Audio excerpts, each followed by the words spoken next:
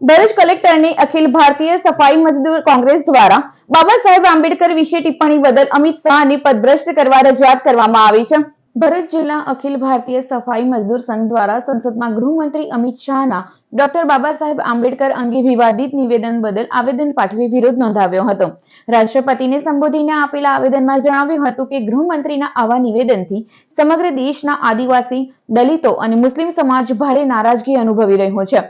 અમિત શાહના આદરણીય બાબા સાહેબ આંબેડકર અંગે ઉચ્ચારણથી ઠેસ પહોંચી હોય રાષ્ટ્રપતિને સંબોધતા આ આવેદનપત્રમાં ગૃહમંત્રીને પદભ્રષ્ટ કરવા માંગણી કરાઈ છે કે ભારતનું બંધારણ ઘડનાર આ દેશના સર્વોચ્ચ નેતા બાબા સાહેબ આંબેડકરનું જે ગૃહમંત્રી જે હોદ્દેદાર માણસે અપમાન કર્યું છે એનાથી અમે ગંભીર નારાજ છીએ। ગૃહમંત્રીએ ભાન હોવું જોઈએ કમસે કમ કે ક્યાં બોલવું।